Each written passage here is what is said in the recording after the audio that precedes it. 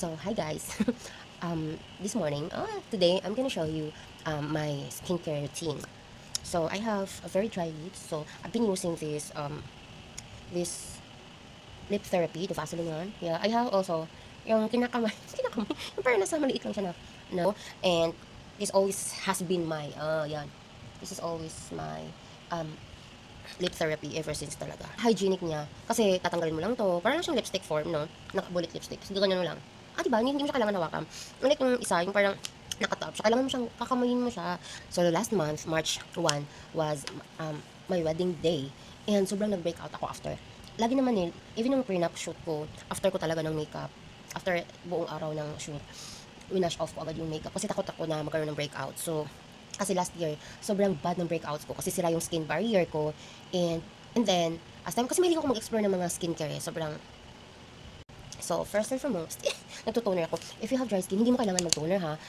I'm using this toner. Yep, the whitening repair ultra light glow na toner na may niacinamide, licorice extract, and arginine. Arginine, paano ba ito basahin? Basta from Lux Organics ito.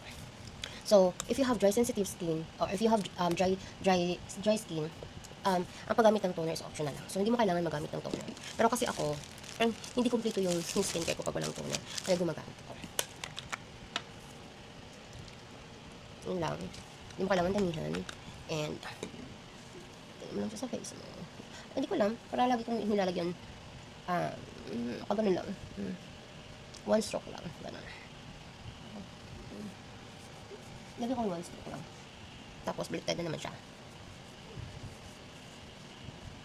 Pero pagdating sa neck, ganun ako. Last month talaga, sobrang nag-suffer ako sa breakout. Dahil siguro hindi ako sanay sa makeup. Kaya, na kahit after ng event, nag-wash off ako agad. So, ganun talaga. So, sabi ko nga, na okay lang mag-suffer ako sa breakouts. Maganda naman ako sa makeup. So, okay. Worth it naman yung pagsasuffer ko. And then, pinapaano ko lang siya. Pinapatuyo ko lang siya. Nasa ma-absorb lang ng skin ko. So, after that, may nagsiserum ako. Ito yung bago ko serum na ginagamit. This one. Sobrang, oh my god. Tignan nyo. Ito lang. Ang ganda niya sa skin. Nasali ko talaga yung ears. Saka, ang ganda na. Diba? Then, spread ko lang ng ganyan. Then, neck. Lagi ko talaga sasali yung neck. Tsaka dito sa may dibdib. Ears na lahat. Tingnan niyo, parang siyang sticky. Sticky lang siya pag ginaganyan mo, pero hindi mo siya mararamdaman na sticky. Nahayaan ko lang siya. Para talaga siyang, ganda. I've been using this for like 2 days na yata eh. Yeah, this azelaic acid plus my hyaluronic acid siya. Sobrang, when it comes to skincare, lagi ko talagang pinipili yung may hyaluronic acid kasi nagpa-plump siya sa skin mo. Parang siyang may oil, diba? Ano, nahahydrate yung skin mo. Yun talaga yung purpose ng hyaluronic. After niya, gumagamit ako ng moisturizer. So, yung dati kong ginagamit ng moisturizer, pinalitan ko siya. Ito yung gusto kong i-explore na moisturizer ngayon. Then, papatuyuin ko lang siya. Yun. Then, after ng few minutes, gagamitin na natin to. Ang kagandahan nito is, napaka-hygienic niya kasi meron siyang scoop, oh. So, yep. Tapos, lalagay mo lang siya ulit dito. After mo siya gamitin. Ang cute pa. So, oops. May amoy siya, pero hindi naman, not something na mababother ka sa amoy niya. Oh my god, this is clear lang siya. Maybe, pwede naman siguro siya damihan, no? Kapag lagay. Pag-run down na siya sa face ko. Clear. Wow. Ang lamig niya sa skin. Wow. Oh my god. Ganda niya sa skin. Ang absorbing niya, in fairness. Sama na natin yung neck natin. I'm so excited. Ano magiging result ng ano na ito? Yung moisturizer na ito. Wow, ang lamig niya sa skin. Perfect siya sa morning, ha? Sobrang init ng panahon ngayon. Wow.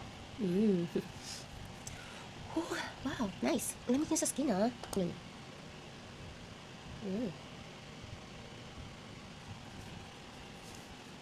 And, Balik natin siya dito.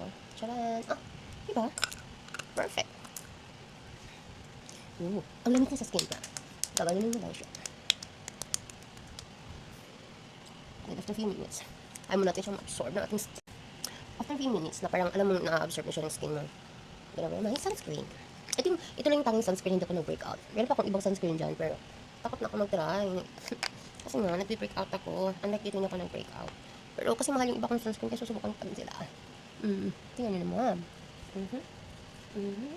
Parang nag-melt lang siya sa skin ko.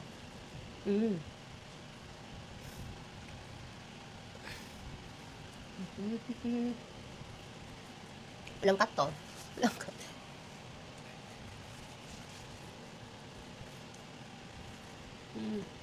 Ang ganda ng sunscreen na to sa face. So far effective siya sa akin.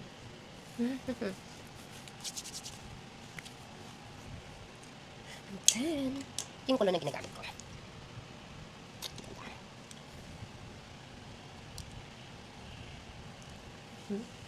Ang bango nito. If mahilig ka sa lemongrass, itong perfume, itong color na pinaka-perfect sa'yo. Kasi ako mahilig ko sa lemongrass, yung parang may lemonis. Parang good siya for babies and for adults din. Everyday, ito talaga, suot kong cologne. Everyday. Sa bahay lang ako. Nagkukulong kasi kami. So, yeah, this one is perfect. Oh my god, ang amoy nito sobrang...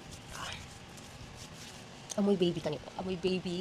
If you are familiar with lemongrass or mahilig ka sa lemongrass na amoy, this one is perfect for you.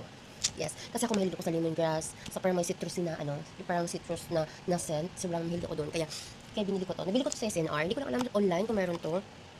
Pero hanapin ko. Sobrang bango nito. And I'm done with my morning skincare.